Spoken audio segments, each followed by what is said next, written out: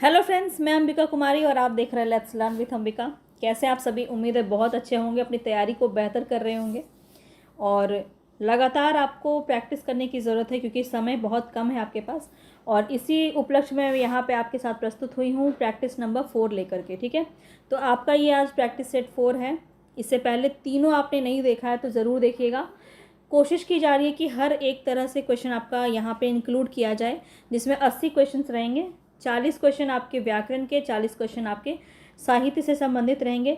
अगर आप इन सभी क्वेश्चंस को कर ले रहे हैं, जो भी मैं आपको करा रही हूँ ये आपको रोज़ करना है, रोज़ आपके लिए लेके आ रही हूँ ताकि आपका दोनों चीज़ कवर हो सके कम से कम समय में। ठीक है, तो यहाँ पे चलिए हम बात करते हैं सबसे पहले कि किस किस तरह के प्रश्न आपके एग्ज़ाम में पूछे जाने की संभावना है। तो देखिए, कुछ ऐसे सिंपल टॉपिक हैं जहाँ से प्रश्न आपका डेफिनेटली देखने को मिलेगा। तो मैं आपको एकदम ब्रीफली बता देती हूँ कि इन सभी टॉपिक को आप ज़रूर से ज़रूर कर लें, बिल्कुल भी स्किप ना करें। सबसे पहले तो ग्रंथ, जितने भी साहित्यिक ग्रंथ हैं पूरा आपको मेरे वीडियो में मिल जाएगा, साहित्यिक ग्रंथ। ठीक है, आज जो ये वीडियो मैं डाल रही हूँ इसके डिस्क्रिप्शन बॉक्स को आप बिल्कुल विज़िट कीजिएगा याद से। ठीक है, आपको सारे लिंक वहाँ पे मैं प्रोवाइड कर दूँगी। इतिहास ग्रंथ से संबंधित जितने भी हैं आपके इम्पॉर्टेंट, वो आपको दे दिया जाएगा। ठीक है, और इतना आपके पास टाइम नहीं है अभी कि आप पूरा आदिकाल, भक्तिकाल, रीतिकाल पूरा प्लेलिस्ट आप ख़त्म कर पाएँ, क्योंकि ये मैं आपको काफ़ी टाइम से बोलती हुई आ रही हूँ कि सबसे पहले आप उसको ख़त्म कीजिए। अगर आप अभी तक नहीं जुड़े थे मेरे साथ, नए जुड़े हैं, तो चैनल को सब्सक्राइब कर लीजिएगा और बेल आइकन ज़रूर दबा लीजिएगा, तभी मेरे वीडियोस के नोटिफिकेशन आप तक पहुँच पाएंगे। कितने लोगों को पता ही नहीं चल पाता है कि क्लास कब आई है ना, तो इसीलिए आपको सबसे पहले बेल आइकन दबाना पड़ेगा, तभी मेरे वीडियोज़ के नोटिफिकेशन मिल पाएंगे। और आप मेरे टेलीग्राम से जुड़ सकते हैं, जहाँ पर हम सारे क्लासेस के लिंक को शेयर करते हैं। इसके साथ ही और भी बहुत सारी चीज़ें मैं आपको वहाँ पे शेयर करती हूँ। जो भी मुझे पॉसिबल होता है वहाँ पे आपको कंटेंट प्रोवाइड कराया जाता है, तो टेलीग्राम पे ज़रूर विजिट कर लीजिएगा। और इसकी पीडीएफ भी आपको वहीं मिलेगी। ठीक है, इसकी पीडीएफ, सारे ही पीडीएफ मैं आपको देती हूँ जितने भी क्लासेस होते हैं, तो सबकी पीडीएफ आपको टेलीग्राम पे मिलेगी, तो ज़रूर से ज़रूर उसको आप टेलीग्राम पे ऐड हो जाइएगा। चलिए स्टार्ट करते हैं। तो पहले कौन कौन से वो टॉपिक हैं जल्दी से 5 मिनट में ख़त्म करती हूँ। सबसे पहले तो आपको ग्रंथ देख लेना है। इतिहास ग्रंथ से क्वेश्चन आपका डेफिनेटली देखने को मिलेगा ही मिलेगा। इसके बाद अगर मैं बात करूँ, कुछ क्रम वाले क्वेश्चन होते हैं तो वो बहुत अनएक्सपेक्टेड हैं कि कुछ भी पूछा जा सकता है। तो इसके बाद अगर मैं बात करूँ तो वो है आपका अष्टछाप। अष्टछाप के कवियों को आप ज़रूर देख लीजिएगा, क्योंकि वहाँ से क्रम से क्वेश्चन आपका पिछली बार पूछा गया है, हो सकता है इस प्रकार के क्वेश्चन आपके बने। इसके बाद आपका और कौन सा होता है, तो तार सप्तक। तार सप्तक को ज़रूर देख लीजिएगा, बहुत ज़्यादा इंपॉर्टेंट है। पिछले 3 सेट में मैंने आपको तार सप्तक बहुत अच्छे से करवाए हुए हैं, और पहले भी बहुत सारा मैंने आपको करवाया हुआ है तार सप्तक। अगर आपके पास अभी भी आप कर सकते हैं, समय है आपके पास, तो ज़रूर आप जा कर के आधुनिक काल की मेरी वीडियो देखिएगा। आधुनिक काल में आप चले जाइएगा प्रयोगवाद में, क्योंकि प्रयोगवाद में ही आपको मिलेगा तार सप्तक, तो वहाँ जाके आप तार सप्तक के सारे क्वेश्चंस को कर सकते हैं। ठीक है, तो बिल्कुल आपको स्पेसिफिक बता रही हूँ कि ये सभी चीज़ों को आपको बिल्कुल करके ही जाना है, जहाँ से क्वेश्चन बहुत ज़्यादा पूछे जा रहे हैं। ठीक है, तो ये आपका हो गया, ये आपको करके जाना ही जाना है। चलिए अब हम यहाँ पे सीधा सीधा क्वेश्चंस पाएंगे। तो यहाँ पे बीपीएससी का 6 to 8 से लेकर के 11 to 12 तक सभी एग्ज़ाम के लिए इम्पॉर्टेंट है। काव्य शास्त्र मैं इसमें सिर्फ नहीं करवा रही हूँ, बाकी सभी चीज़ें आपको करवाई जा रही हैं। काव्य शास्त्र की मैं एक अलग से वीडियो बना दूंगी आप लोगों के लिए, जिसके लिए ज़रूरत है, वरना फिर क्या हो जाएगा ना कि यहाँ पे बहुत सारे लोग हैं जिनके लिए ज़रूरत नहीं होगी काव्य शास्त्र की, तो वो नहीं देख पाएंगे, वो इंटरेस्ट ही नहीं लेंगे। इसलिए मैं काव्य शास्त्र की एक अलग वीडियो आपके लिए बना दूंगी, जिनको ज़रूरत है वो जाके वहाँ से कंप्लीट देख सकते हैं। ठीक है, चलिए स्टार्ट करेंगे। बहुत ही कोशिश करती हूँ कि एक एक टॉपिक आपका कंप्लीट इसमें लिया जाए, जो बच जाता है उसको नेक्स्ट प्रैक्टिस सेट के लिए मैं ज़रूर इसमें डाल देती हूँ, और हर एक टॉपिक को कवर करने का कोशिश मेरा रहेगा अभी पिछले प्रैक्टिस सेट 10 तक। ठीक है, तो चलिए अभी हम 4th पे ही पहुँचे हैं और हम यहाँ पे क्विकली स्टार्ट करेंगे। सबसे पहले जो हमारा क्वेश्चन है वो है, क व्यंजन के विषय में निम्न में से कौन सा सही है। अच्छा, ये तो मैं बोलना भूल ही जाती हूँ, जितने भी लोगों को पसंद आ रहा है प्लीज़ आप लोग जाके ज़्यादा से ज़्यादा लोगों तक शेयर कीजिए, ज़्यादा लोगों तक पहुंचाइए, ताकि मेरी मेहनत भी थोड़ी सफल हो, लोगों तक पहुंचे, पसंद करें और वीडियो को ज़्यादा से ज़्यादा आगे बढ़ाइए, पसंद आता है तो लाइक भी ज़रूर कर दीजिएगा। चलिए, ये मेरे मोटिवेशन के लिए काफ़ी ज़रूरी है, क्योंकि बहुत ज़्यादा मुझे मेहनत लगती है ये इसको कंप्लीट करने में। बहुत सारे फैक्ट एक जगह पे ला के मुझे क्वेश्चन बनाना पड़ता है, तो इतना सा आप कर दीजिएगा मेरे लिए, ताकि मेरे भी हिम्मत बनी रहे। अब चलिए यहाँ पे हम बात करें तो क व्यंजन के विषय में निम्न में से कौन सा सही है, ये बताना है आपको। तो सबसे पहले क देखते ही आपको क्या याद आता है। सबसे पहले आप देखिए यहाँ पे ऑप्शन में आपका अल्प प्राण महाप्राण दिया हुआ है सॉरी। तो अल्प प्राण है आपका क, तो क्या है आपका अल्प प्राण है। कैसे, तो अल्प प्राण में आपका पहला, तीसरा और पांचवा व्यंजन जो होता है वो अल्प प्राण के अंदर आता है, आप सभी को पता है। तो ये आप पहले इसको कैटेगराइज कर लिए। तो अल्प प्राण यहाँ है और यहाँ है, दो जगह है, तो ये आपका हट गया और ये 3 तो ऑटोमेटिक हट गया। ठीक है, तो 2 में आपको अब कंप्लीट करना है। तो ये समझ लीजिए कि अघोष और सघोष की तरफ हम बढ़ेंगे। अघोष और सघोष की तरफ हम अगर बढ़ेंगे तो आप सभी को पता है कि जो अघोष होता है उसके अंदर होता है आपका पहला और दूसरा व्यंजन वर्ण। ठीक है, व्यंजन बोल रही हूँ, दूसरा, पहला और दूसरा वर्ण। तो क्या हो जाएगा, आपका पहला ही वर्ण है आपका क, तो आपका सीधा सीधा राइट ऑप्शन क्या हो जाएगा, ऑप्शन नंबर 1। ऐसे आपको कैटेगराइज करेंगे तो बहुत ही आसानी से आप इसका आंसर कर पाएंगे, वरना आपको क्वेश्चन का आंसर देखते ही बहुत हार्ड लगेगा कि ये क्या है, अब इसको कैसे करेंगे। तो तरीका है, सब चीज़ का तरीका है, उसको करेंगे बहुत बेहतर तरीके से आप इसका आंसर कर पाइएगा। चलिए आगे बढ़ते हैं नेक्स्ट क्वेश्चन पे। नेक्स्ट क्वेश्चन, निम्न में से कौन सी ध्वनि जो है वो आपकी सघोष है।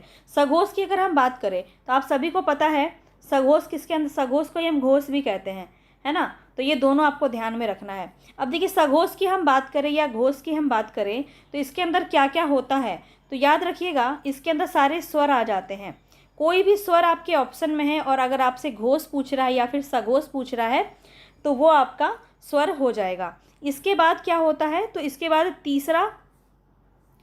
तीसरा, चौथा और पांचवा वर्ण जो होता है वो आपके घोष के अंदर होता है, यानी कि सघोष के अंदर होता है। ठीक है, घोष और सघोष एक ही बात है, अगर जो भी आपके ऑप्शन में दिया हो इसको आप देखेंगे।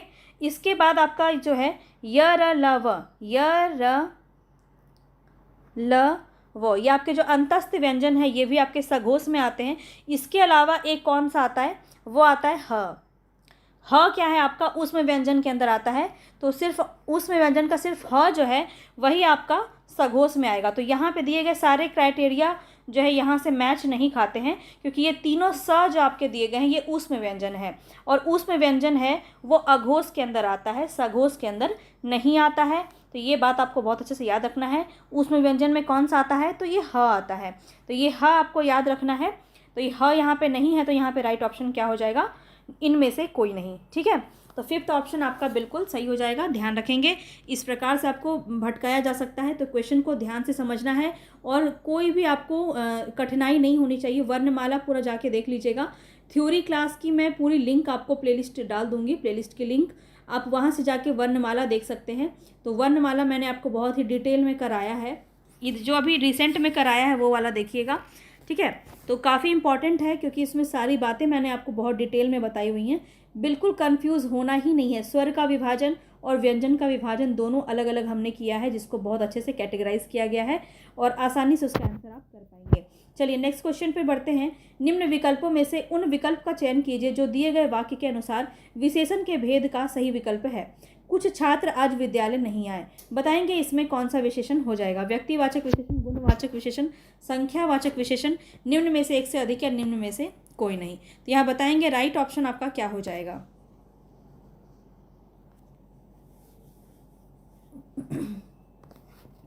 यहाँ पे आपका राइट ऑप्शन क्या हो जाएगा, तो ध्यान रखेंगे राइट ऑप्शन जो है आपका वो है संख्यावाचक विशेषण।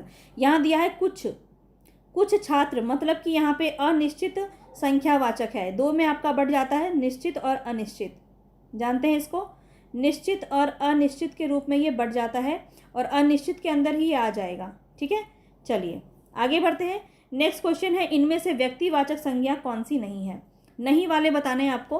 त्रिपिटक, भारत, लेखक, एक से अधिक या इनमें से कोई नहीं। फटाफट से आंसर करेंगे, ईमानदारी से अपना मार्क्स मुझे बताइए, स्कोर कितना आप कर पा रहे हैं। और आपका लगातार अगर आप प्रैक्टिस 3 तक आपने कंप्लीट देखा है तो स्कोर कुछ ना कुछ बढ़ेगा ही, लगातार आपके स्कोर जो है वो इंक्रीज होते चलेंगे। तो ये आपको बताते रहना है बस। यहाँ पे राइट ऑप्शन आपका यहाँ पे क्या हो जाएगा, तो ध्यान रखिएगा यहाँ पे जो आपका राइट ऑप्शन है वो हो जाएगा लेखक। ठीक है, ये आपका व्यक्तिवाचक के अंदर नहीं आएगा, ये आपका जातिवाचक के अंदर आ जाएगा, ध्यान रखेंगे। लेखक कोई भी आपका व्यापार संबंधी या कोई भी जो पद होता है वो आपका जातिवाचक के अंदर आ जाता है। चलिए आगे बढ़ते हैं। नेक्स्ट क्वेश्चन है यहाँ पे, मैंने आम खाया है, यह वाक्य किस काल में प्रदर्शित होगा? बहुत ही अच्छा क्वेश्चन है ये, बताएंगे। मैंने आम खाया है, अब है देख के तो बहुत सारे लोग ऐसे ही कन्फ्यूज़ हो जाएंगे, तो ध्यान रखना है, अच्छे से क्वेश्चन को पढ़ना है। मैंने आम खाया है, ये बात यहाँ पे कही जा रही है, तो क्या होना चाहिए यहाँ पे? देखिए काल आपको ज़रूर पढ़ के जाना है, क्योंकि काल से क्वेश्चन आपका पूछा जाएगा और कई बार लोगों को भेद याद नहीं रहता है, तो भेद को अच्छे से याद रखिए। वर्तमान में आपके 5 भेद होते हैं, सामान्य, तत्कालीन, पूर्ण वर्तमान, संदिग्ध वर्तमान और संभाव्य वर्तमान। भूतकाल में आपके 6 भेद होते हैं, सामान्य भूतकाल, आसन्न भूतकाल, पूर्ण भूतकाल, अपूर्ण भूतकाल, संदिग्ध भूतकाल और हेतु मध्य भूतकाल। और भविष्य काल में आपका 3 ही भेद होता है, सामान्य, संभाव्य और हेतु मध्य भूतकाल, भविष्य काल। तो ये आपको याद रखना है तीनों, ठीक है। वर्तमान में 5, भूतकाल में 6 और भविष्य काल में 3, ये आपको याद रखना है, ठीक है। चलिए आगे हम बढ़ें अगर, तो यहाँ पे आपका राइट ऑप्शन हो जाएगा भूतकाल, ठीक है। 5th का आपका राइट ऑप्शन ए हो जाएगा। और कौन सा भूतकाल है ये? तो ये आसन्न भूतकाल है, ठीक है। खाया है मतलब खा लिया है, ठीक है, तो यहाँ पे आपका क्या हो जाएगा? आसन्न भूतकाल हो जाएगा। जिन्होंने भी अगर वर्तमान काल लगाया है तो ये गलत हो जाएगा। चलिए आगे बढ़ते हैं। नेक्स्ट क्वेश्चन है, निम्न विकल्पों में से वाक्य के अनुसार विशेषण के भेद का सही विकल्प आपको बताना है। ज्वालामुखियों की भीतरी सतह ज़्यादा गर्म होती है, बताएंगे यहाँ पे क्या है? संख्यावाचक है, व्यक्तिवाचक है, संबंधवाचक है, निम्न में से एक से अधिक ऑप्शन सही है या फिर इनमें से कोई नहीं। यहाँ पे जो आपका राइट ऑप्शन होगा ध्यान से बताएंगे।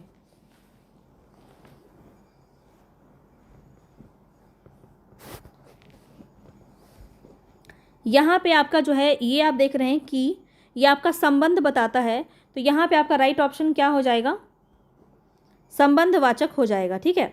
याद रखिएगा, ज्वालामुखियों की भीतरी सतह जो है वो क्या है? आपकी गर्म है, तो वो क्या है? गर्म है।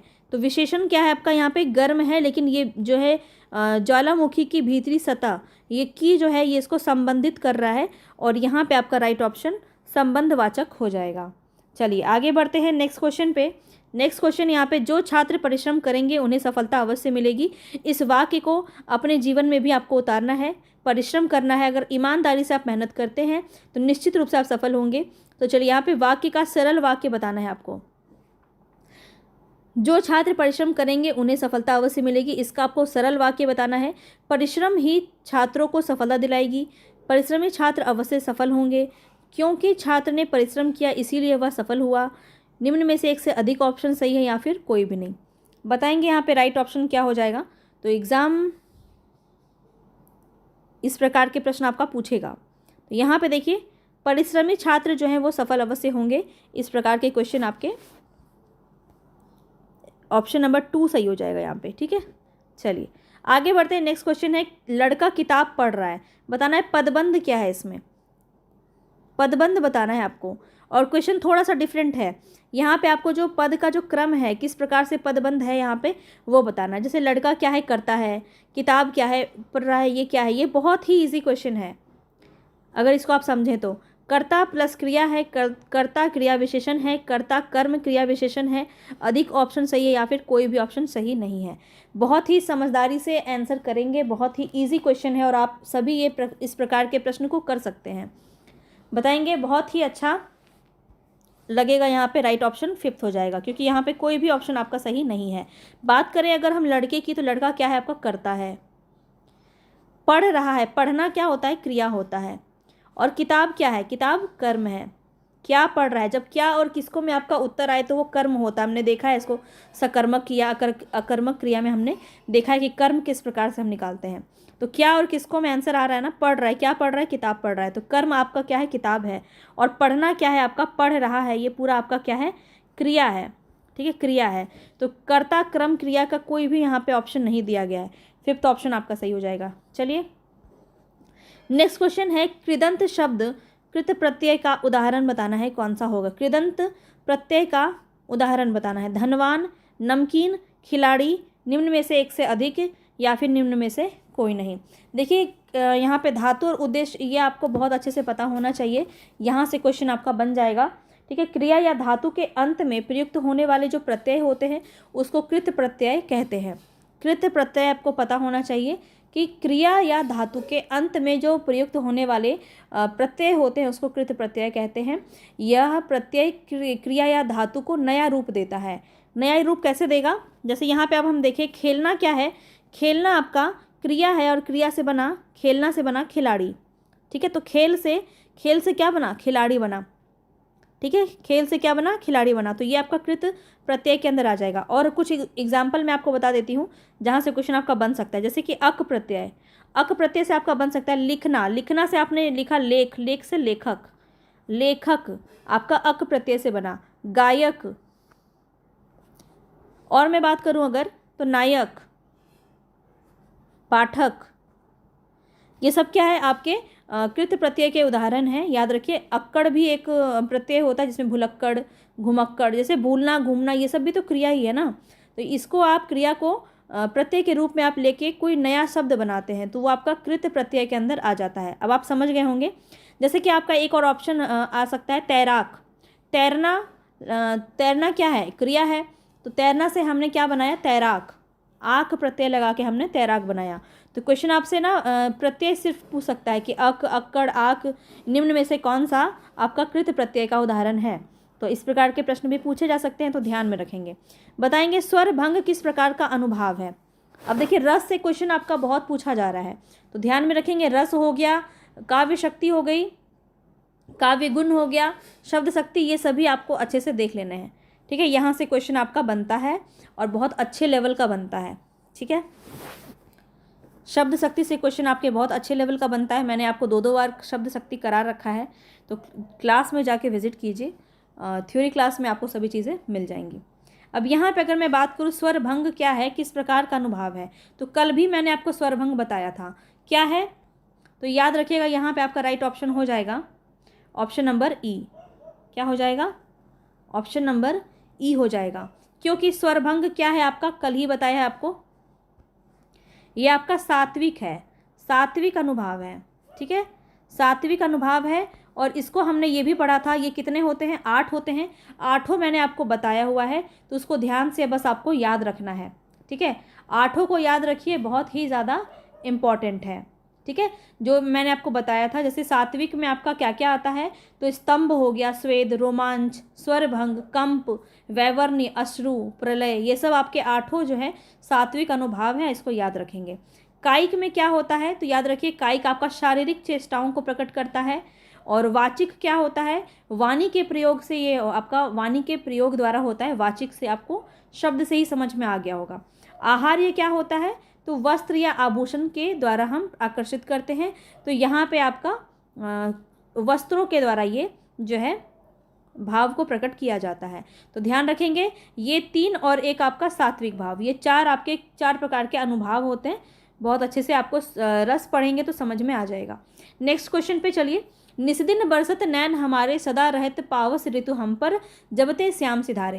क्वेश्चन को बहुत ही ध्यान से पढ़ना है, जल्दबाजी में कोई भी आंसर नहीं करेंगे। यहाँ पे आपका राइट ऑप्शन क्या हो जाएगा? करुण रस, श्रृंगार रस, शांत रस, निम्न में से एक से अधिक या निम्न में से कोई नहीं। अब आप क्या करेंगे मैं बताऊं, आप देखेंगे निस्दिन बरसत नैन हमारे, निस्दिन नैन बरस रहे मतलब रो रहे हैं। रोना क्या होता है? करुण रस में होता है। सीधा सीधा आंसर आपका ए हो जाएगा, मगर ये आपका गलत हो जाएगा। क्यों गलत हो जाएगा? क्योंकि आपको इसको पढ़ना है, वाक्य क्या कह रहा है, किस प्रकार की जो है भाव इसमें प्रकट हो रहे हैं। निस्दिन बरसत नैन हमारे, सदा रहत पावस ऋतु हम पर, जबते श्याम सिधारे, मतलब जब से श्री कृष्ण गए हैं गोपियों का बुरा हाल है। गोपियाँ क्या उनके विरह में क्या कर रही हैं? नैन बरसा रही हैं, जैसे कि वर्षा ऋतु का आगमन हो गया हो। तो यहाँ पे क्या हो रहा है? आपका वियोग श्रृंगार रस का वर्णन है। श्रृंगार रस है, और श्रृंगार रस में भी कौन सा रस है? तो वियोग श्रृंगार रस है। तो ये बात आपको ध्यान रखना है। ठीक है, क्वेश्चन यहाँ पे आपका राइट ऑप्शन हो जाएगा श्रृंगार रस। यहाँ पे ऑप्शन में आपका वियोग श्रृंगार रस भी हो सकता है, तो वो आपका और भी ज़्यादा सही ऑप्शन हो जाएगा। ठीक है, चलिए आगे बढ़ते हैं नेक्स्ट क्वेश्चन पे। नेक्स्ट क्वेश्चन यहाँ पे आपका दिए गए विकल्प में वाक्य के अनुसार सही क्रिया के भेद को चुनना है। हम कूली से बोझ उठवाते हैं। बताइए क्या होगा? नाम धातु, संयुक्त क्रिया, प्रेरणार्थक क्रिया, निम्न में से एक से अधिक या निम्न में से कोई नहीं। बहुत दिन से 2-3 दिन से मैं आपको ये क्रिया भी लगातार करवा रही हूँ ताकि क्वेश्चन आपको यहाँ से आए तो आप बिल्कुल कर पाएँ। और मैं आपको बता चुकी हूँ कि उठाना, अगर यहाँ पे लिखा होता उठाना तो भी आपका प्रेरणार्थक होता, प्रथम प्रेरणार्थक, और द्वितीय प्रेरणार्थक होता उठवाना। ठीक है, तो जब आना प्रत्यय लगता है तो प्रथम प्रेरणार्थक है और वाना प्रत्यय लगता है तो द्वितीय प्रेरणार्थक है। और यहाँ पे आपका राइट ऑप्शन नंबर 3 हो जाएगा, प्रेरणार्थक क्रिया। ठीक है, चलिए आगे बढ़ते हैं। दासत्व किस प्रकार की संज्ञा है? बताएंगे। बहुत ही इजी क्वेश्चन है। दासत्व किस प्रकार की संज्ञा है? मॉडरेट क्वेश्चन रखने की कोशिश की है मैंने। हर प्रकार के प्रश्न मिलेंगे, इजी भी मिलेंगे, कुछ हार्ड भी मिलेंगे, क्योंकि क्वेश्चन का लेवल भी आपका कुछ इसी प्रकार का रहता है। सारे क्वेश्चन आपके इजी नहीं रहते हैं और सारे क्वेश्चन आपके हार्ड भी नहीं रहते हैं। ठीक है, तो दासत्व का बताएंगे, यहाँ पे राइट ऑप्शन हो जाएगा भाववाचक, बिल्कुल 3rd ऑप्शन आपका सही हो जाएगा। चलिए आगे बढ़ते हैं। नेक्स्ट क्वेश्चन है, निम्नलिखित में से कौन सा पुल्लिंग शब्द है? मृत्यु, उत्साह, संकल्प, निम्न में से एक से अधिक या निम्न में से कोई नहीं। बताएंगे यहाँ पे राइट ऑप्शन क्या हो जाएगा। पुल्लिंग शब्द बताना है आपको, लिंग भी आपका अवश्य आएगा क्वेश्चन में। ठीक है, और बहुत ही अच्छे अच्छे क्वेश्चन बन सकते हैं यहाँ से, पर मैं कोशिश करती हूँ कि बहुत ज़्यादा हार्ड दूंगी तो कोई करेगा ही नहीं, तो इसीलिए थोड़ा सा मॉडरेट लेवल का क्वेश्चन रखा है ताकि आप सभी कर पाएँ। और यहाँ पे आपका 4th ऑप्शन बिल्कुल सही हो जाएगा। तो कैसे हो जाएगा? तो यहाँ पे देखिए, आपका उत्साह जो है ये भी आपका पुल्लिंग शब्द है और संकल्प भी आपका पुल्लिंग शब्द है। मृत्यु हो गई, मृत्यु क्या है? स्त्रीलिंग शब्द है। वाक्य में प्रयोग करेंगे तो आप बहुत ही आसानी से इसको समझ पाएंगे। मेरा उत्साह बढ़ गया, मेरी उत्साह बढ़ गया, क्या ऐसा कभी बोलते हैं? नहीं बोलते हैं। तो ये उत्साह क्या है? आपका पुल्लिंग है। हमारा संकल्प, हमारी संकल्प नहीं होता है, तो यहाँ पे भी आपका पुल्लिंग है, दोनों ही पुल्लिंग है, तो 4th ऑप्शन सही हो जाएगा। तो देखिए, जो आपको 2 ऑप्शन दिए होते हैं ना, निम्न में से एक से अधिक या निम्न में से कोई नहीं, ये 2 ऑप्शन से लोग बहुत घबराते हैं। लेकिन मैं आपको बता दूं कि हर एक क्वेश्चन में 2 ऑप्शन वाला ये आंसर हो ही नहीं सकता। ठीक है, कुछ में ही संभावनाएं बनती है जहाँ पे आपका एग्जामिनर भी कोशिश करेगा कि इसमें एक आध तो मैं डाल ही दूँ। ठीक है, जो आपके 4th और 5th ऑप्शन में होंगे, सारे नहीं होते हैं, पर ऑप्शन को पढ़ते वक्त यही लगता होगा आपको कि सारे ऑप्शन आपके 4th और 5th में ही होते हैं, पर कुछ हो भी सकते हैं। इसीलिए आपको फैक्ट को अच्छे से जानने की ज़रूरत होती है। अब यहाँ बताना है, दिए गए विकल्पों में से ज्ञानवती शब्द का पुल्लिंग शब्द क्या होगा? ज्ञानवती शब्द का ज्ञानवान, ज्ञानवत, ज्ञानयुक्त, निम्न में से एक से अधिक या निम्न में से कोई नहीं। अब इसका देखिए 2 हो सकता है क्या आंसर? नहीं हो सकता है। तो ये कॉमन सेंस वाली बात है कि किस क्वेश्चन का आंसर आपका 2 हो सकता है, बस उसी में आपको ज़्यादा दिमाग लगाने की ज़रूरत है, वरना हर एक क्वेश्चन का आंसर 2 आंसर नहीं हो सकता। ठीक है, अब यहाँ पे आपका राइट ऑप्शन क्या हो जाएगा? ज्ञानवान। ठीक है, ऑप्शन ए आपका बिल्कुल सही हो जाएगा। आगे बढ़िए। नेक्स्ट क्वेश्चन है, निम्नलिखित में से कौन सा कथन सत्य नहीं है? नहीं बताना है आपको। ठीक है, कौन सा कथन सत्य नहीं है? संस्कृत में 3 वचन होते हैं, आपको गलत वाला बताना है। ठीक है, और यहाँ पे देखिए बिल्कुल सही है कि संस्कृत में 3 वचन होते हैं, एक वचन, द्विवचन और बहुवचन। ठीक है, संस्कृत में हिंदी की तरह ही 2 लिंग होते हैं, तो संस्कृत में हिंदी की तरह 2 लिंग नहीं होते हैं, यही आपका गलत है। तो ऑप्शन 2 यहाँ पे आपका सही हो जाएगा, क्योंकि संस्कृत में क्या होते हैं? 3 लिंग होते हैं, स्त्रीलिंग, पुल्लिंग और नपुंसक लिंग। ठीक है, चलिए आगे बढ़ते हैं नेक्स्ट क्वेश्चन पे। निम्नलिखित में से कौन सा शब्द सदैव स्त्रीलिंग में प्रयुक्त होता है? बताएंगे। पक्षी, बाज, मकड़ी, निम्न में से एक से अधिक या इनमें से कोई नहीं। तो इस तरह के क्वेश्चन में आपके एक से ज़्यादा ऑप्शन सही हो सकते हैं, तो इस तरह के क्वेश्चन में आपको दिमाग लगाना है।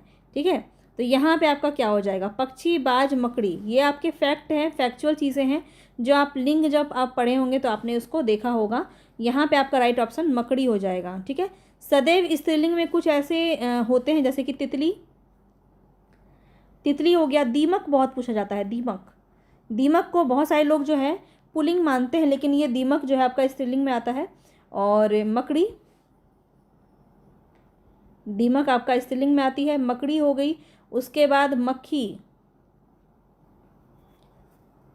मक्खी हो गया, फिर मैना, मछली, गिलहरी, इस प्रकार के जो शब्द होते हैं ये आपके सदैव स्त्रीलिंग होते हैं। और इसको अगर आप नर में अगर आप देना चाहें तो आपको ऐसे बोलना पड़ेगा, नर मैना या फिर नर मछली, मादा मछली, इस प्रकार से। ठीक है, चलिए।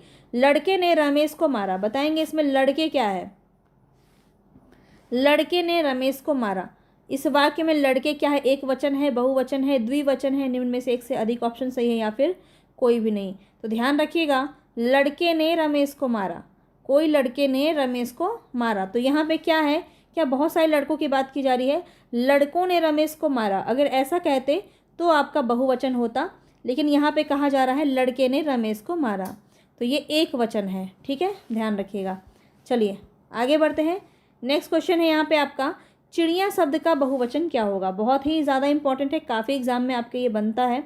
चिड़िया, चिड़ियों, चिड़ियाएँ, निम्न में से एक से अधिक या कोई भी ऑप्शन सही नहीं है। तो चिड़िया, ये सब तो क्वेश्चन का आंसर आप देखते ही समझ गए होंगे, राइट ऑप्शन क्या हो जाएगा। तो याद रखिएगा यहाँ पे जो आपका राइट ऑप्शन होगा वो ऑप्शन नंबर 1 हो जाएगा। बस इसमें चंद्र बिंदु लगता है। देखिए यहाँ पे मेरा फॉन्ट में चंद्र बिंदु नहीं आता है इसमें, तो यहाँ पे आपका चंद्र बिंदु, लेकिन ये है, अगर ऑप्शन में आपका चंद्र बिंदु होना चाहिए। ठीक है, अनुस्वार में ही आता है, चंद्र बिंदु में नहीं आता है। ठीक है, इसीलिए मुझे मजबूरी में ऐसा देना पड़ता है, लेकिन यहाँ पे आपका चंद्र बिंदु होगा, ये बात आपको याद रखना है।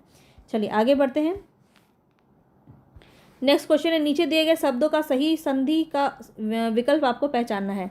तत् टीका, तत् टीका, तत् प्लस टीका, बताएंगे इसका क्या हो जाएगा। तत् टीका, तट टीका, तरीका, निम्न में से एक से अधिक या फिर निम्न में से कोई नहीं।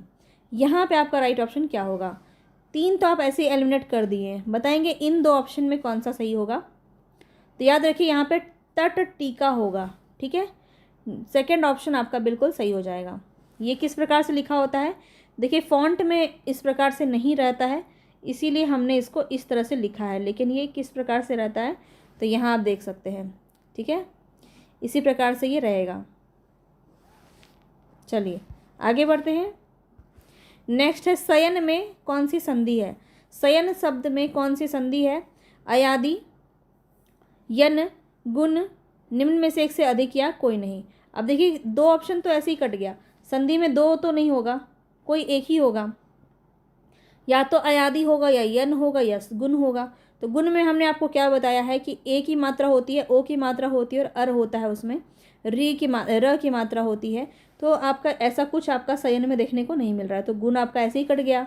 यन में मैंने आपको बताया था कि य और व के आगे जो होता है आपका आधा वर्ण होता है, तो वो भी आपका यहाँ पे कहीं नहीं है, तो सीधा सीधा एलिमिनेट भी कर सकते हैं आप। राइट ऑप्शन आपका अयादि हो जाएगा। किस प्रकार से इसको किस प्रकार से विच्छेद किया गया है, तो इस प्रकार से याद रखिए, स धन अन से मिलके आपका बना है शयन। ठीक है, चलिए आगे बढ़ते हैं नेक्स्ट क्वेश्चन पे। निम्नलिखित में से व्यंजन संधि का उदाहरण कौन सा नहीं है। व्यंजन संधि का उदाहरण कौन सा नहीं है, तो वांडमय तो है, उच्छखलन भी है, पुरस्कार नहीं है, तो ये आपका थर्ड ऑप्शन ही सही हो जाएगा। पुरस्कार आपका क्या है, विसर्ग संधि है। याद रखिए, पुरः धन कार से आपका एक आपका ऐसा नियम होता है विसर्ग में, जहाँ पे ये आपका जो विसर्ग है वह स में बदल जाता है। इसको आप ऐसे लिखिए या फिर आप इसको ऐसे लिखिए, दोनों सेम बात है। ठीक है, चलिए आगे बढ़ते हैं। नेक्स्ट क्वेश्चन है, नरसिंह में कौन सा समास है। अव्ययी भाव, तत्पुरुष, कर्मधारय, निम्न में से एक से अधिक या निम्न में से कोई नहीं। तो यहाँ पे जो आपका राइट ऑप्शन होगा वो क्या हो जाएगा, बताएंगे। नरसिंह में कौन सा समास होगा, तो यहाँ पे जो आपका समास होगा वो होगा कर्मधारय, नरसिंह के समान। यहाँ पे अगर इसको हम तोड़ेंगे तो कैसे तोड़ेंगे, नरसिंह के समान। ठीक है, चलिए आगे बढ़ते हैं। नेक्स्ट क्वेश्चन है, नीलोत्पल। नीलोत्पल जो है यानी कि नीला उत्पल, सीधा सीधा आपका राइट ऑप्शन कर्मधारय में चला जाएगा। विशेष्य और विशेषण की बात की जाए वहाँ पे आपका कर्मधारय हो जाता है। गौशाला शब्द में कौन सा समास है, बताएंगे। गौशाला तो बहुत ही इजी है, तत्पुरुष, द्वंद्व, कर्मधारय, निम्न में से एक से अधिक ऑप्शन सही है या फिर कोई भी नहीं। तो यहाँ पे जो आपका राइट ऑप्शन होगा वो क्या हो जाएगा, तत्पुरुष हो जाएगा। गो के लिए शाला, यानी कि गाय के लिए घर को हम क्या कहते हैं, गौशाला कहते हैं। और अगर पूछा जाए आपको तत्पुरुष में भी कौन सा तत्पुरुष है, तो के लिए है ना, तो क्या हो जाएगा, संप्रदान तत्पुरुष समास हो जाएगा। तो डिटेल में सभी चीज़ें आपको ध्यान में रखनी है। फुर्तीला शब्द का प्रत्यय बताएंगे क्या होगा, फुर्तीला। अब यहाँ पे आप देखिए, ईला, तीला, दीर्घ ई लगा हुआ है, ईला, निम्न में से एक से अधिक या कोई भी नहीं। यहाँ पे जो आपका राइट ऑप्शन है बताइए, ईला, तीला या ईला। यहाँ पे आपका राइट ऑप्शन क्या हो जाएगा, ऑप्शन नंबर थर्ड। यहाँ पे आप देख रहे हैं कि तो में जो है वो दीर्घ ई की मात्रा लगी हुई है, और दीर्घ ई आपका कहाँ है, यहाँ पे है, थर्ड ऑप्शन में। ठीक है, चलिए आगे बढ़ते हैं। निर्विकार शब्द में उपसर्ग क्या है, निर्वी, निर या निह, बताएंगे। बहुत ही अच्छा क्वेश्चन है ये, बताइए आप, इसका राइट ऑप्शन आपको आना चाहिए, बहुत इंपॉर्टेंट है। निर्विकार, तो यहाँ पे इसका राइट ऑप्शन है निम्न में से कोई नहीं, फिफ्थ ऑप्शन आपका सही हो जाएगा।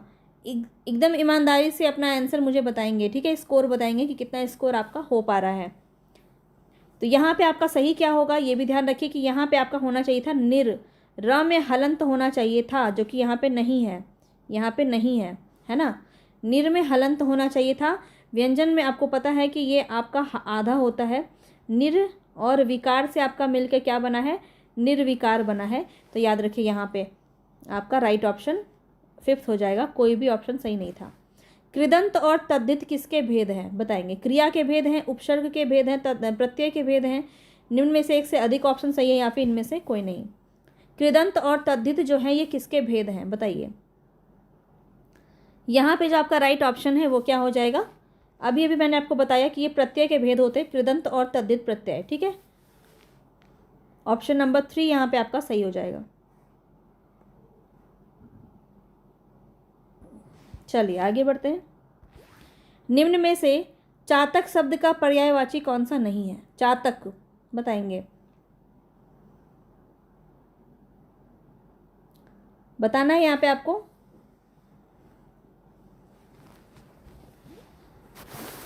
तो यहाँ पे जो आपका राइट ऑप्शन हो जाएगा वो हो जाएगा ऑप्शन नंबर ए।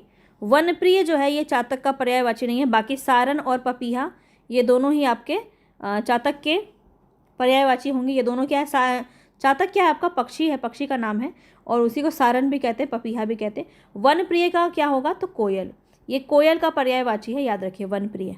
ठीक है, चलिए आगे बढ़ते हैं।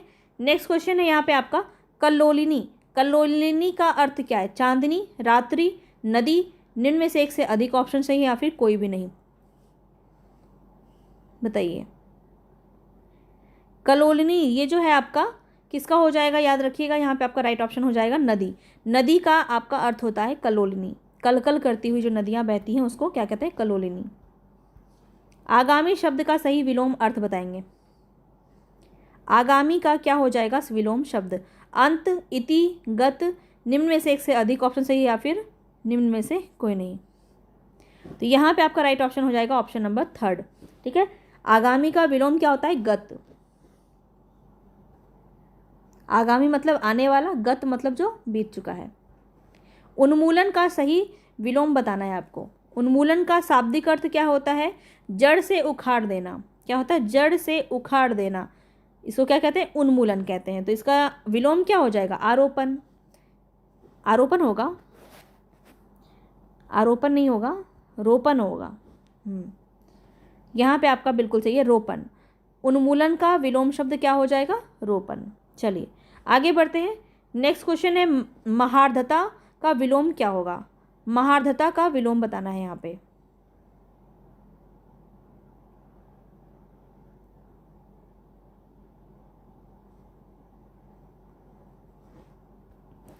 यहाँ पे महार्धता का मतलब क्या होता है, तो इसका शाब्दिक अर्थ की अगर हम बात करें तो इसका मतलब होता है महंगा।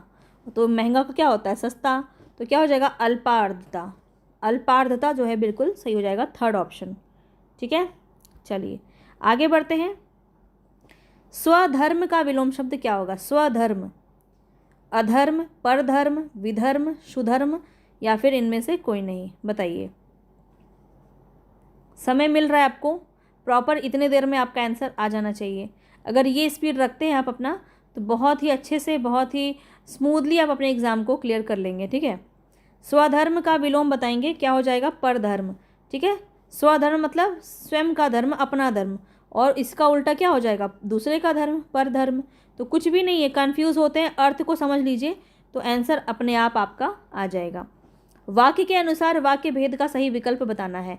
संदीप मुझसे कहता है कि मेरे घर आओ। संदीप मुझसे कहता है कि मेरे घर आओ, इसमें क्या है? मिश्र वाक्य है, संयुक्त वाक्य है, संकेत वाक्य है, या फिर निम्न से एक से अधिक, या कोई भी नहीं। तो यहाँ पे आपको क्या हो जाएगा? यहाँ पे की जो लगा है ये किस में लगता है? आपका मिश्र वाक्य में लगता है। तो ए ऑप्शन यहाँ पे आपका बिल्कुल सही हो जाएगा। चलिए आगे बढ़ते हैं। साफ इनकार करना, इस अर्थ की अभिव्यक्ति के लिए मुहावरा बताना है। मुंह ताकना, टका सा जवाब देना, मुट्ठी में होना, निम्न में से एक से अधिक, या फिर निम्न में से कोई नहीं। यहाँ पे आपका राइट ऑप्शन क्या हो जाएगा? साफ इनकार करना, इसका आपको मुहावरा बताना है। कोशिश किया है कि हर एक तरफ से आपका एग्ज़ाम में हो जाए।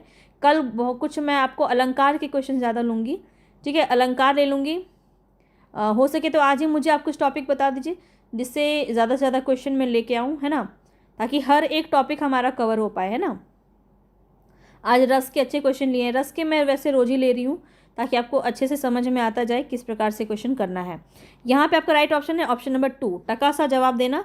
यहाँ पे आपका ऑप्शन सही हो जाएगा। चलिए आगे बढ़ते हैं। जिसने ऋण चुका दिया हो उसको एक वाक्य में क्या कहेंगे? एक शब्द में क्या कहेंगे इस वाक्य को?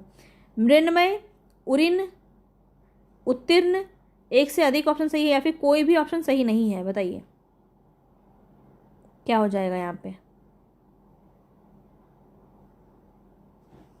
तो याद रखिएगा, यहाँ पे आपका याद ये हो जाएगा उऋण, मतलब तुम मेरे ऋण से उऋण हो गए हो, मतलब तुमने पूरा ऋण मेरा चुका दिया है। तो उऋण मतलब क्या होता है? ऋण को चुका देना। और मृण्मय का मतलब क्या होता है? मृण्मय का मतलब होता है जो वस्तु मिट्टी की बनी होती है, जो वस्तु मिट्टी की बनी होती है उसको क्या कहते हैं? मृण्मय। हो सकता है पूछ ले, इसलिए मैं बता दे रही हूँ। और उत्तीर्ण तो सबको पता है, परीक्षा में जो सफल होता है उसको उत्तीर्ण कहते हैं। आगे चलिए, तदाकार शब्द का संधि विच्छेद क्या होगा? तदाकार, तद धन आकार, तत् धन आकार, तदा धनकार, निम्न में से एक से अधिक ऑप्शन सही, या फिर कोई भी नहीं। तो 38 में आपका राइट ऑप्शन क्या हो जाएगा? तो याद रखेंगे तत् धन आकार हो जाएगा। तो संधि में आपने एक नियम पढ़ा होगा कि जहाँ पे आपका कचट तप पता है ना, क च ट त प, ये आपका पहला वर्ण है सभी का, पांचों का। तो कचट तप के बाद जो है आपका या तो स्वर होगा, या फिर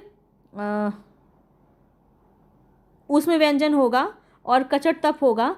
तो वहाँ पे आपकी जो संधि है वो अपने ही वर्ण के तीसरे में बदल जाएगी। तो क का यहाँ पे क्या है? तत् धन आकार। तो त का तीसरा वर्ण क्या होता है? त थ द होता है। तो ये आपका द में बदल जाता है तदाकार। ठीक है, तो इस प्रकार से आपका ये नियम भी है, ध्यान रखेंगे। चलिए सेकंड ऑप्शन सही था। आगे बढ़ते हैं। दक्षिणी राजस्थानी के प्रतिनिधि बोली हैं। तो पूरा आपको जब भाषा विज्ञान मैंने कराया था वहाँ पे बहुत अच्छे से पूर्वी राजस्थानी, पश्चिमी राजस्थानी, उत्तरी राजस्थानी, दक्षिणी राजस्थानी चारों बताया था। और बहुत ही ज़्यादा इंपॉर्टेंट है, अगर पूछ लिया ना तो बहुत सारे लोगों का यहीं पे पत्ता साफ हो जाएगा। ठीक है, क्योंकि इतना डिटेल में सब नहीं पढ़ते हैं। तो ये आपको ध्यान रखना है, राजस्थानी में बस पढ़ लेंगे कि ये चारों तो आपके वैसे राजस्थान में ही आते हैं, लेकिन दक्षिण राजस्थानी में कौन से आते हैं बताना है। अगर आपने वीडियो को कंप्लीट देखा है तो मुझे ज़रूर बताइएगा इसका आंसर क्या होगा। जितने भी लोग देख रहे हैं कमेंट बॉक्स में बताइएगा, उत्तरी राजस्थानी, दक्षिणी राजस्थानी, पश्चिमी राजस्थानी और पूर्वी राजस्थानी, सबके नाम बताना है कि कौन किसके अंदर आता है। ठीक है, तो यहाँ पे आपका क्या हो जाएगा? मालवी। थर्ड ऑप्शन आपका बिल्कुल सही हो जाएगा। ठीक है, चलिए आगे बढ़ते हैं। नेक्स्ट क्वेश्चन है यहाँ पे आपका, देवनागरी का सर्वप्रथम प्रयोग किसके शिलालेख में हुआ है? अशोक मौर्य, हर्षवर्धन, जयभट्ट, एक से अधिक सही है, या फिर कोई भी ऑप्शन सही नहीं है। देवनागरी का सर्वप्रथम प्रयोग जो है किसके शिलालेख में मिला है? तो याद रखिएगा जयभट्ट में मिला है। तो थर्ड ऑप्शन यहाँ पे आपका बिल्कुल सही हो जाएगा। आगे बढ़ते हैं। नेक्स्ट क्वेश्चन है, बीती या भावी घटनाओं की सूचना देने वाले नाटक में क्या कहते हैं? तो क्वेश्चन एक बार आपका इस प्रकार से भी बना है, तो याद रखिएगा बीती या भावी नाटकों की सूचना जो देते हैं नाटक में उसको हम क्या कहते हैं? विदूषक कहते हैं, विष्कंभक कहते हैं, सूत्रधार कहते हैं। अधिक ऑप्शन सही है या फिर कोई भी नहीं। ये आपका काफ़ी इंपॉर्टेंट है, इस प्रकार से प्रश्न आपके बन जाते हैं, तो याद रखिएगा। यहाँ पे आपका राइट ऑप्शन क्या हो जाएगा, विष्कंभक हो जाएगा। ठीक है, जो बीती या फिर भावी घटनाओं की सूचना देते हैं उसको क्या कहते हैं, विष्कंभक कहते हैं। बहुत ही इंपॉर्टेंट है। विदूषक किसको कहते हैं, तो याद रखिए विदूषक कहते हैं जो एक हंसाने वाला एक पात्र होता है, उसके कथन एक तरफ से हास्य को जन्म देते हैं और दूसरी तरफ से इसमें कुछ कटु सत्य भी पुट किए जाते हैं, तो वो आपके विदूषक कहलाते हैं। सूत्रधार किसको कहते हैं, जो नाटक के आरंभ और अंत में रहता है, जो आरंभ भी करता है और अंत करता है, सूत्रधार हम उसे कहते हैं। ठीक है, ये सभी चीज़ें आपको याद रखनी है, बहुत इंपॉर्टेंट है, पूछा जा सकता है।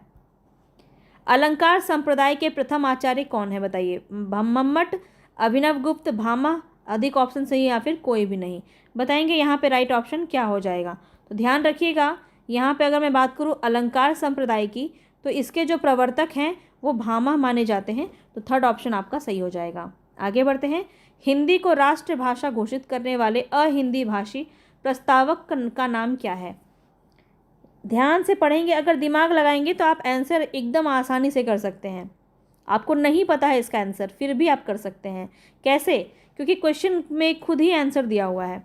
आप यहाँ पे देखिए लिखा है अहिंदी भाषी, वो कौन है, अहिंदी भाषी हैं जो जिन्होंने हिंदी को राष्ट्रभाषा घोषित करने की बात कही है, तो कौन है वो, गोपाल स्वामी अयंकर। आप नाम से देख रहे होंगे, ये आपके दक्षिण साइड के सभी नाम इस प्रकार से होते हैं, या फिर तमिल इस तरफ के जितने भी होते हैं, तो अहिंदी भाषी जो हैं इस प्रकार के नाम होते हैं।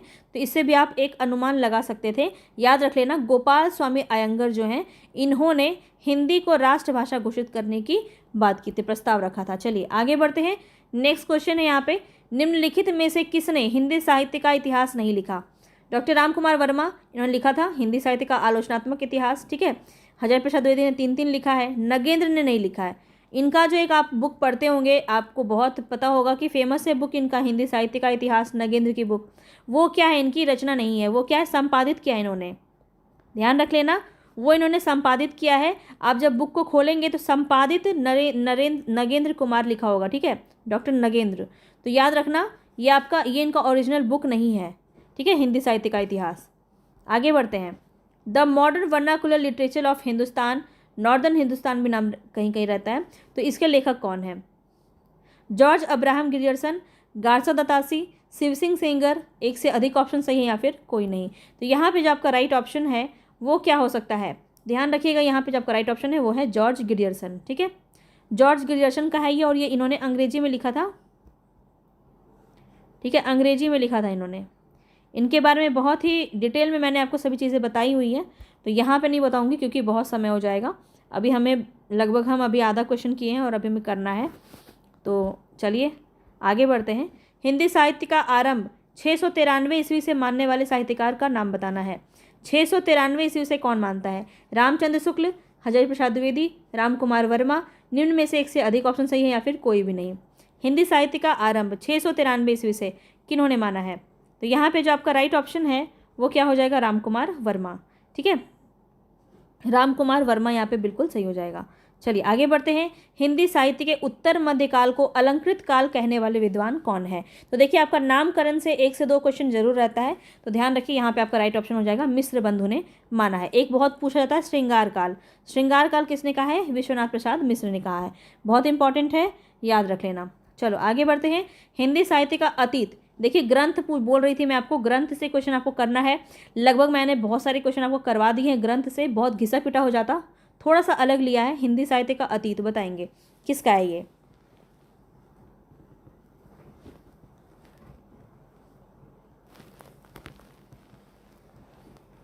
यहाँ पे बात करूँ विश्वनाथ प्रसाद मिश्र, विश्वनाथ त्रिपाठी, श्याम सुंदर दास, इन तीनों में से कौन सा ऑप्शन आपका सही होगा। विश्वनाथ प्रसाद मिश्र की यह रचना है हिंदी साहित्य का अतीत। ठीक है, ग्रंथ कर लीजिएगा, हर बार पूछा जा रहा है ग्रंथ से क्वेश्चन, इनफैक्ट यहाँ से क्रम से भी पूछा जा रहा है, तो डेट भी इसका ध्यान में रखिएगा। ठीक है, जो इम्पोर्टेंट वाले हैं बस उतना कर लो काफ़ी है, ऐसे तो बहुत सारे हैं लेकिन जो इम्पोर्टेंट है, जो बहुत फेमस है उसी को कर लीजिए, क्योंकि आपसे बहुत ज़्यादा डीप में नहीं आएगा। निम्नलिखित में से कौन निर्गुण भक्ति धारा का नहीं है, बताएंगे। रैदास, नानक, कबीर। नहीं बताना है आपको कौन सा होगा यहाँ पे, रैदास, नानक, कबीर, ये तीनों ही है। तो कौन हो जाएगा, फिफ्थ ऑप्शन सही हो जाएगा, इनमें से कोई नहीं। आगे बढ़े नेक्स्ट क्वेश्चन पे। निम्न में से कौन आदिकाल के अंतिम चरण के सुप्रसिद्ध कवि हैं, बताइए। अंतिम चरण के सुप्रसिद्ध कवि कौन है आदिकाल के? अमीर खुसरो, अब्दुल रहमान, पुष्पदंत।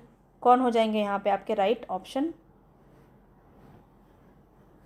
तो यहाँ पे याद रखना राइट ऑप्शन हो जाएगा अमीर खुसरो। फर्स्ट ऑप्शन आपका बिल्कुल सही हो जाएगा। चलिए आगे बढ़ते हैं।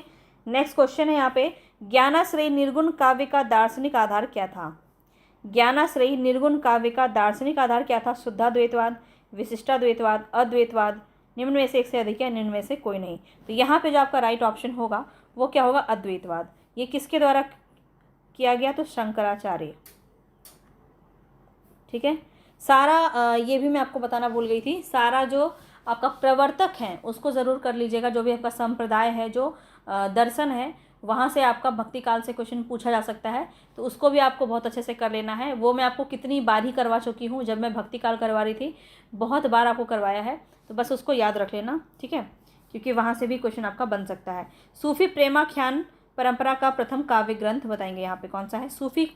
सूफी प्रेमाख्यानक परंपरा का पहला कौन सा ग्रंथ है? चंदायन, मधुमालती, मृगावती। निम्न में से एक से अधिक या निम्न में से कोई नहीं। तो याद रखना कौन हो जाएगा, चंदायन। अच्छा, बहुत सारे लोगों ने अलग अलग माना है, ये भी क्वेश्चन आपका एक पूछ लेता है, तो यहाँ पे ध्यान रखेंगे।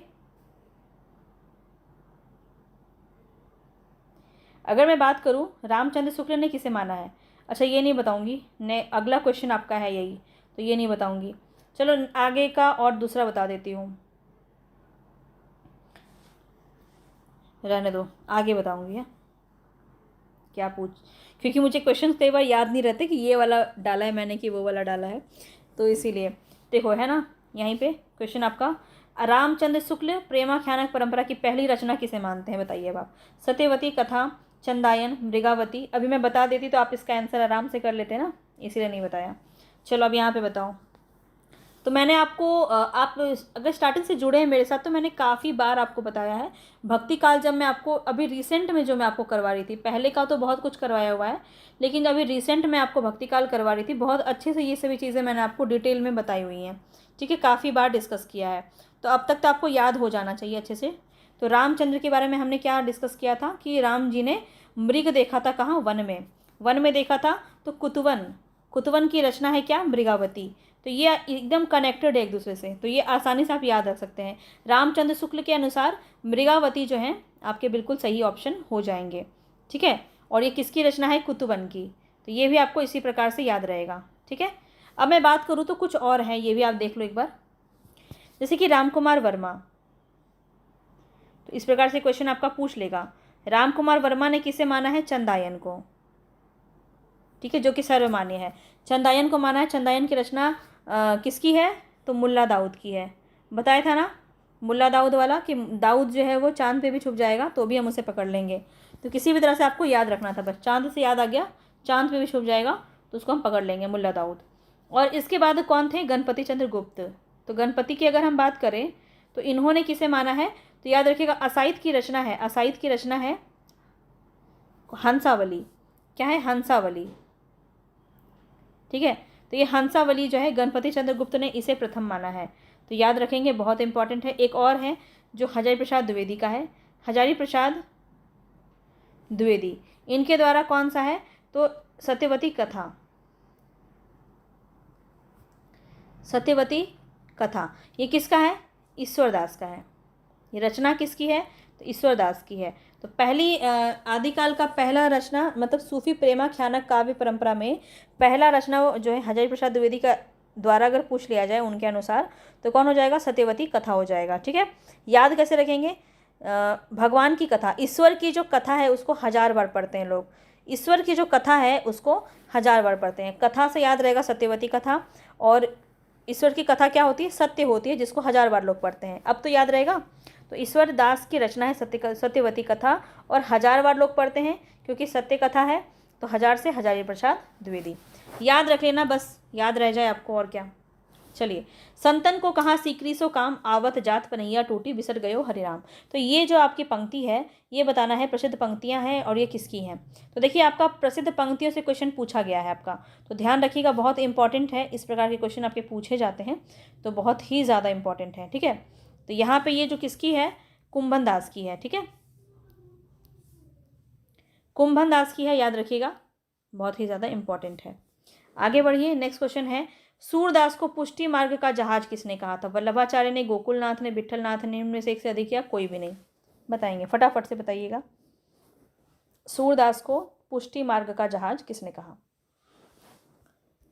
सबको लग रहा है वल्लभाचार्य वल्लभाचार्य, पर होगा नहीं। ठीक है, उधर बुलाती है पर उधर नहीं जाना है आपको, कहाँ जाना है आपको, विट्ठलनाथ की तरफ। ठीक है, ऑप्शन नंबर 3 यहाँ पे सही हो जाएगा, विट्ठलनाथ जो है वो जानते। देखिए आपका क्वेश्चन पिछली बार बीपीएससी टीआरई 3 में पूछा गया था, अमीर खुसरो से संबंधित था कि कैसे था, कल करवाया था आपको, अब मुझे पंक्ति याद नहीं आ रही है। गोरी सोवे सेज पर मुख पर डारे केस, ये पंक्ति पूछी गई थी और ये किसके उपलक्ष्य में इन्होंने लिखा था, ये भी क्वेश्चन आपका बना था। उनके जो गुरु थे निजामुद्दीन औलिया, उनकी मृत्यु पर उन्होंने ये पंक्ति लिखी थी।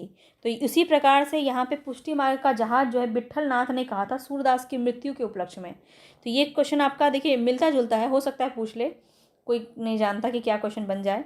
तो सूरदास की मृत्यु पर विट्ठलनाथ ने कहा था, पुष्टि मार्ग को जहाज जात है, जाय कछु लेनो होय सो लेऊं। ठीक है, ये जो पंक्ति है ये किसकी है, विट्ठलनाथ की है और सूरदास की मृत्यु के उपलक्ष्य में इन्होंने कहा है, पुष्टि मार्ग को जहाज जात है, जाय कछु लेनो होए सो लेऊ। तो ये पंक्ति आपको याद रखना है। चलिए आगे बढ़ते हैं, निम्नलिखित में से अष्टछाप के कौन से कवि हैं। अब देखिए अष्टछाप मैंने आपको बहुत अच्छे से बताया है, पूरा क्रम से बताया है, तो बहुत अच्छे से आपको याद रखना है। आपको पता है कि वल्लभाचार्य और विट्ठलनाथ के शिष्य का वर्णन उसमें किया गया है। 8 कवि हैं अष्टछाप में। ठीक है, जिसमें 4 कवि वल्लभाचार्य के हैं और 4 कवि विट्ठलनाथ के हैं। अष्टछाप की स्थापना किसने की थी, विट्ठलनाथ ने की थी। ये सभी बात आपको ध्यान रखना है। अष्टछाप की स्थापना किस वर्ष हुई ये मुझे आप कमेंट बॉक्स में बताइए, बहुत ही इंपॉर्टेंट है, पूछा जा सकता है आपके एग्जाम में। ठीक है, एग्जाम दे के आना तब बताना कि कितना आपका लड़ गया यहाँ से, क्योंकि बहुत कुछ छोड़ नहीं रही हूँ मैं, इंपॉर्टेंट जितने भी है सारा कुछ कराने की कोशिश मैं आपको कर रही हूँ। तो अष्टछाप में कौन से कवि यहाँ पे, वल्लभाचार्य के शिष्य तो हैं पर ये खुद नहीं है, तो ये आपका नहीं होगा, विट्ठलनाथ भी नहीं होगा, गोकुलनाथ भी नहीं होगा। तो यहाँ पे आपका ऑप्शन नंबर 5 सही हो जाएगा, इनमें से कोई नहीं। कौन कौन है याद रखिए, कुंभन दास, सूरदास, सारे नाम आपको याद रखना है, कुंभन दास, सूरदास, परमानंद दास। ठीक है, इसके बाद आपका हो जाएगा, इसके बाद कृष्णदास हो गया, फिर गोविंद स्वामी, चित स्वामी, चतुर्भुज दास और नंददास। इस प्रकार से पूरा क्रम आपको याद रखना है, डेट भी याद रखना है क्योंकि क्रम से पिछली बार क्वेश्चन आपका बन गया था। चलिए, इस कवि के आश्रयदाता महाराजा शिवाजी और छत्रसाल बुंदेला के कवि, दरबारी कवि कौन है, देव, मतीराम, भूषण, निम्न में से एक से अधिक या कोई नहीं। रीतिकाल से क्वेश्चन है आपका, बताएंगे यहाँ पे राइट ऑप्शन क्या हो जाएगा। तो राइट ऑप्शन यहाँ पे आपका भूषण हो जाएगा। भूषण के शिवा बावनी इनकी रचना से आप याद रख सकते हैं, छत्रसाल दशक है ना, तो ये सभी किसकी रचना है, भूषण की है, तो उनके ही दरबारी कवि होंगे। अब यहाँ बताना है कौन सा विकल्प जो है वो सुसंगत नहीं है, मतलब गलत वाला आपको बताना है। काव्य विवेक, शिवा बावनी, वृत्त कौमुदी, प्रताप सिंह वरुदावली। तो आपको पता है काव्य विवेक किसकी है, चिंतामणि की है, सही है। शिवा बावनी भूषण की, अभी भी बताया। वृत्त कौमुदी किसकी है, मतीराम की है, ये भी सही है। प्रताप विरुदावली जो है ये सेनापति की नहीं है। तो यहाँ पे आपका राइट ऑप्शन 4 हो जाएगा, बिल्कुल ही सही। ये किसकी रचना है तो ये भी याद रखिए, प्रताप सिंह विरुदावली जो है ये पद्माकर की है। ठीक है, पद्माकर की है, याद रखेंगे। चलिए आगे बढ़ते हैं, नेक्स्ट क्वेश्चन है यहाँ पे, ज्ञान राशि के संचित कोष का नाम साहित्य है। तो ये जो पंक्ति है ये कथन किसका है ये बताना है।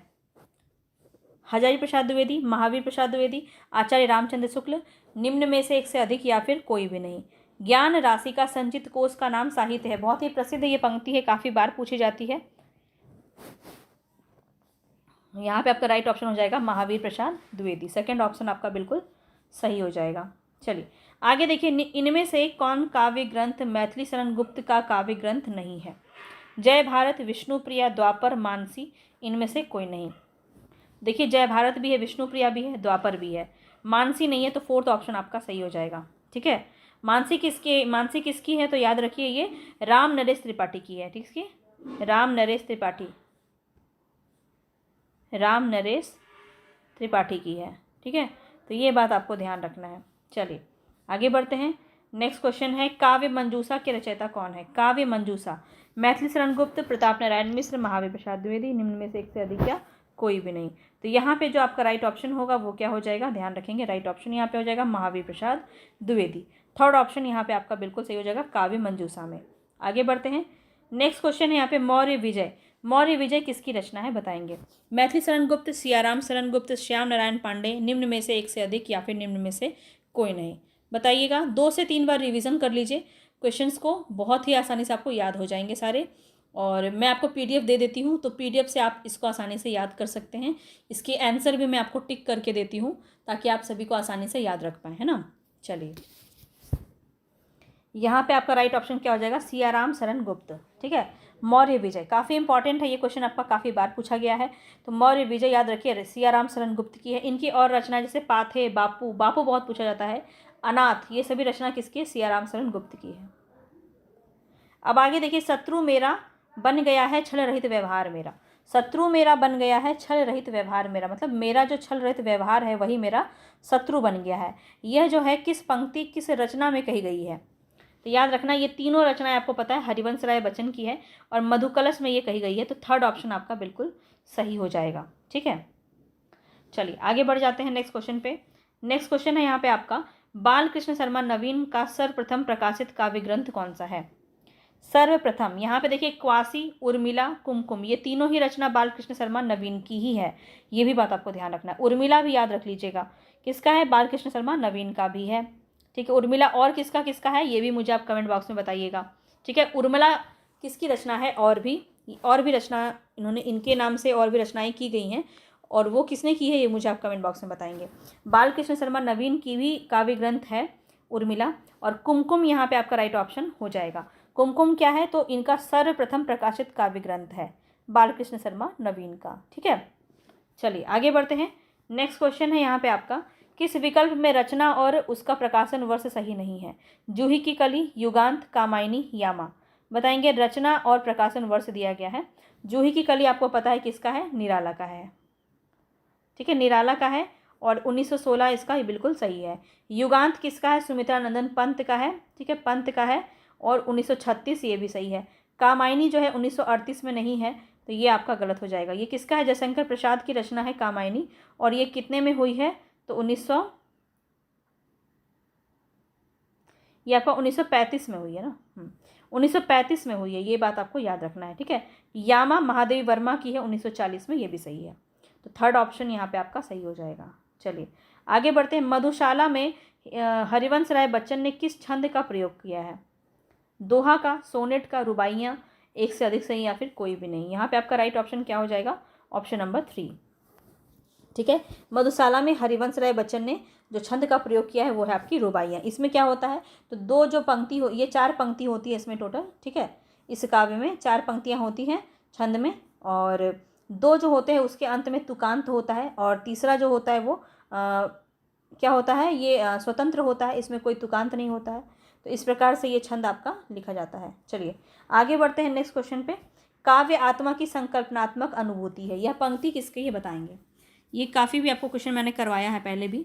तो काव्य आत्मा की संकल्पनात्मक अनुभूति है किसका है? रामचंद्र शुक्ल, सुमित्रा नंदन पंत, जयशंकर प्रसाद, या फिर इनमें से एक से अधिक, या फिर कोई भी नहीं। तो यहाँ पे जो आपका राइट ऑप्शन है वो हो जाएगा जयशंकर प्रसाद।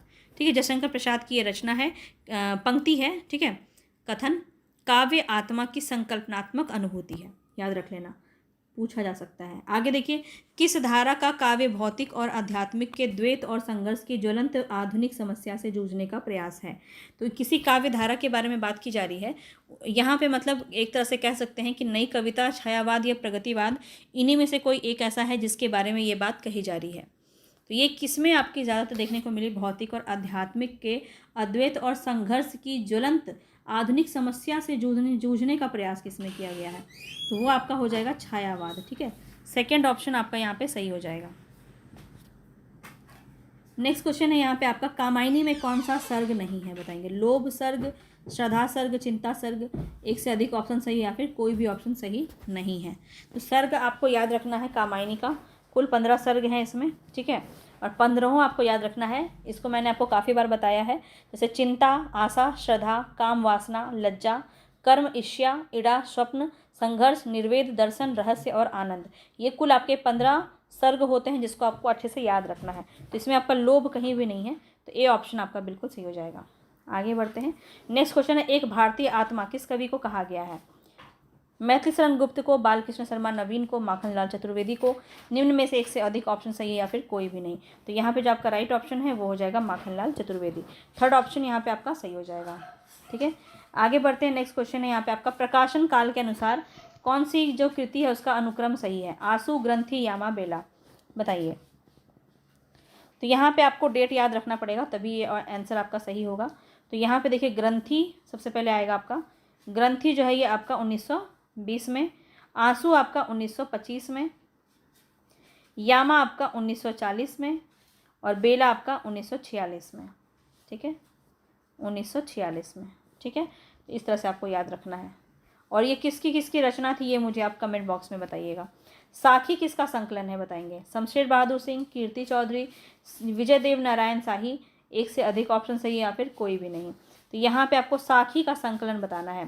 साखी किसका संकलन है, विजय देव नारायण शाही का। थर्ड ऑप्शन यहाँ पे आपका बिल्कुल सही हो जाएगा। चलिए आगे बढ़ते हैं। नेक्स्ट क्वेश्चन है यहाँ पे आपका, नई कविता नाम किसके द्वारा दिया गया है। अज्ञेय के द्वारा, मुक्तिबोध, मलयज या फिर कोई भी आपका नहीं होगा, बताएंगे। 73 में आपका राइट ऑप्शन हो जाएगा सच्चिदानंद हीरानंद वात्स्यायन अज्ञेय, ठीक है। अज्ञेय जो है बिल्कुल सही हो जाएगा। चलिए आगे बढ़ते हैं। नेक्स्ट क्वेश्चन है यहाँ पे आपका, निम्नलिखित में से किस कवि का संबंध नवगीत विधा से नहीं है। नवगीत विधा से पूछा जा सकता है, नया नया क्वेश्चन है ये सब। तो नवगीत विधा जो है इससे कौन संबंधित नहीं है, तो याद रखना यहाँ पे आपका कुमार रविंद्र भी है, राजेंद्र प्रसाद ने तो नवगीत विधा का स्टार्ट ही किया है। तो यहाँ पे राइट ऑप्शन आपका गिरिधर राठी हो जाएगा। गिरिधर राठी जो है वो नवगीत विधा से संबंधित नहीं है। आगे बढ़ते हैं। नेक्स्ट क्वेश्चन है कि निम्न में से कौन सी विशेषता नई कविता की नहीं है। क्षणवादिता तो नई कविता की विशेषता के अंदर है, बौद्धिकता भी है इसमें और अतिशय व्यक्तिकता भी है। मार्क्सवादी दर्शन नहीं है, ये आपके प्रगतिवाद में है, तो ये भी बात आपको याद रखना है, ठीक है। मार्क्सवादी दर्शन किस में है आपका, प्रगतिवाद में है। फोर्थ में आपका राइट ऑप्शन फोर्थ हो जाएगा 75 नंबर में। आगे बढ़ते हैं। नेक्स्ट क्वेश्चन है, हिंदी का पहला समाचार पत्र उदंड मार्तंड प्रकाशित हुआ था, बताइए कब प्रकाशित हुआ था और कहाँ से प्रकाशित हुआ था। तो 1826 ईस्वी में कोलकाता से, 1828 ईस्वी में कोलकाता से, 1826 में मद्रास से, या फिर एक से ज़्यादा ऑप्शन सही है या फिर कोई भी ऑप्शन सही नहीं है। तो यहाँ पे जो आपका राइट ऑप्शन है वो हो जाएगा 1826 ईस्वी में कोलकाता में, ठीक है। कोलकाता से ये आपका होता है उदंड मार्तंड। और किसकी है ये जो समाचार पत्र है ये किसका है, ये मुझे आप कमेंट बॉक्स में बताइए। उदंड मार्तंड काफ़ी इंपॉर्टेंट है, ये पूछा जा सकता है और काफ़ी बार इसको डिस्कस किया है मैंने। चलिए, पत्रिका और संपादक या प्रकाशक संबंधी असंगत विकल्प आपको बताना है। नटरंग जो है ये मोहन राकेश का है, तो पहला ही गलत हो गया, पहला ही गलत हो गया।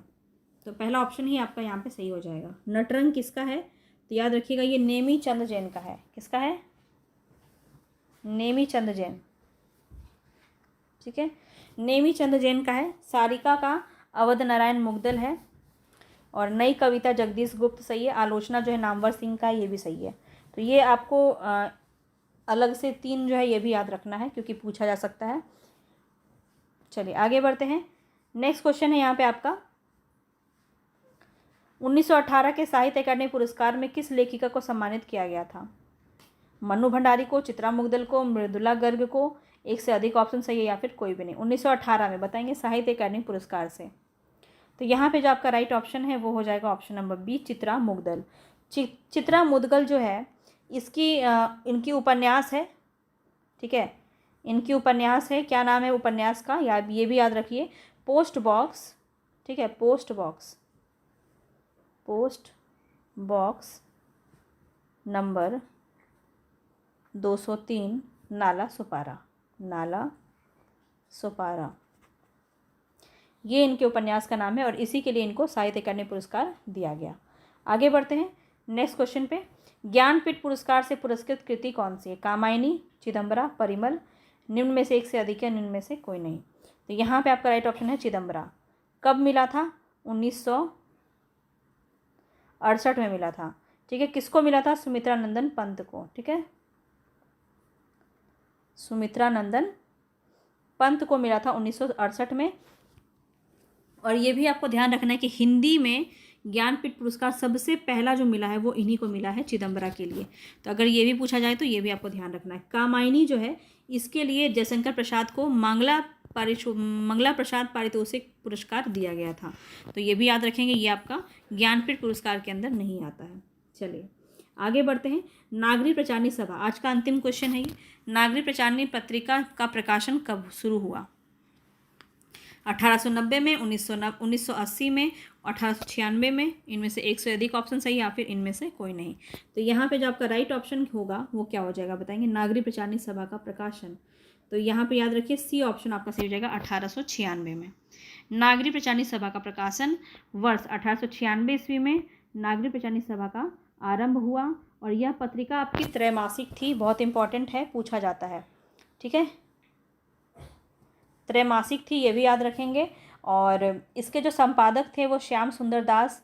देखिए 4-5 नाम है इनका, तो कोई भी एक आपके ऑप्शन में हो सकता है 2 ऑप्शन में हो जाए, तो इसलिए आपको याद रखना है। मैं बोल देती हूँ, श्याम सुंदर दास, गौरी चंद्र हीराचंद ओझा, देवी प्रसाद, चंद्रधर शर्मा गुलेरी भी इसके जो है संपादक रह चुके हैं, और वेनी प्रसाद। ठीक है, वेनी प्रसाद, ये आपको याद रखना है नाम।